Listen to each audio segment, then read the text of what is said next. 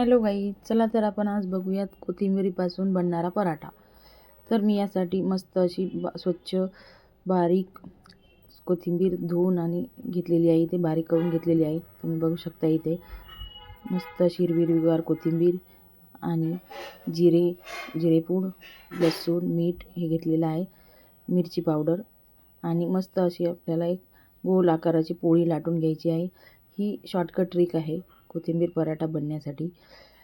कोणी पिठामध्ये पण मिक्स करून कोथिंबीर मिक्स करून कोथिंबीर पराठा बनवतात. पण मी इथे एक शॉर्टकट ट्रिक, जर आपल्याला कधी अचानक आठवलं की आणि खावेसे वाटलं तर आपण अचानक डायरेक्टली आपल्याला पोळी लाटण्याऐवजी आपण कोथिंबीर पराठा करू शकतो. तर मी इथे तुम्ही बघू शकता गोल आकाराची पोळी लाटली आहे आणि त्यानंतर थोडेसे तेल लावून नंतर जिरेपूड लावली आहे, नंतर हळद पावडर थोडीशी, नंतर चवीनुसार मिरची पावडर लावायचं आहे आपल्याला.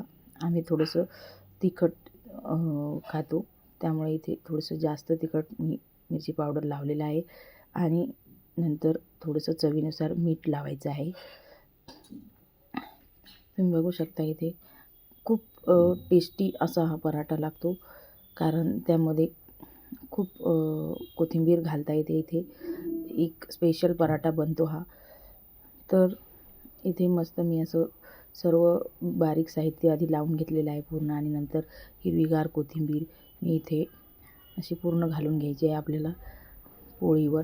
पूर्ण घालून घेतल्यानंतर आपल्याला ती फोल्ड करायची आहे. पोळी फोल्ड करून ती आपल्याला अगदी अशी जोडून घ्यायची आहे. तुम्ही बघू शकता इथे मी मस्तपैकी अशी जोडून घेते आहे आणि पूर्ण ती फुटणार नाही अशी काळजी घ्यायची आणि जोडून घ्यायची त्याचे कोपरे पूर्ण आपल्याला. तुम्ही बघू शकता इथे मी असं त्रिकोणी आकार असा बनवत आहे त्याचा. पूर्ण जोडून घेतल्यानंतर आणखी एकदा असे वरतून फोल्ड करून समोसा टाईप थोडीशी फोल्ड करून घ्यायची आणि नंतर आपल्याला ती पोळी लाटायची. त्याचा गोल आकार होईपर्यंत व्यवस्थित आपल्याला अशी लाटून घ्यायची आहे. मस्त अशी ही लाटी बनवलेली आहे. तुम्ही बघू शकता इथे खूप मस्त असं पीठ लावल्यानंतर आता ही लाटून घ्यायची आहे आणि हा पराठा खूप टेस्टी लागतो.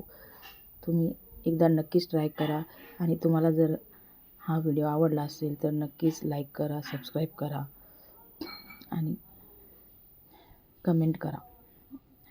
मग असा हा पराठा बनवलेला आहे, लाटून घेतलेला आहे पूर्ण आणि नंतर थोडंसं जास्त तेल लावून आपल्याला हा भाजून घ्यायचा आहे. थोडंसं भाजून घेतल्यानंतर हा पराठा खूप मस्त असा लागतो. तेल आपल्याला थोडंसं पराठ्याने लावून घ्यायचं आहे. तुम्ही खरंच एकदा नक्कीच ट्राय करा. एकदा जर ट्राय केला तर तुम्ही नेहमीच कराल हे आणि खाऊ शकाल. खूप सोपी ट्रिक आहे, कारण आपल्याला जे पीठ मळलेलं आहे पोळ्यांसाठी तेच पीठ आपण वापरून फक्त पोळी लाटून घ्यायची आणि पूर्ण आपल्याला कोथिंबीर पराठ्यासाठी लागणारा मसाला तो टाकून आपल्याला हा पराठा बनवायचा आहे. त्यामुळे तुम्ही हा नेहमीच ट्राय करू शकता. तर बघा मी इथे हा पराठा बनवलेला आहे आणि त्यासोबत आपण टोमॅटो केचपचा सॉस घेतलेला आहे आणि ट्राय केलेला आहे. असा खूप मस्त स्वाद येत आहे त्याचा आणि खूप मस्त लागलेला आहे. खूप छान लागतो. तर थँक्यू.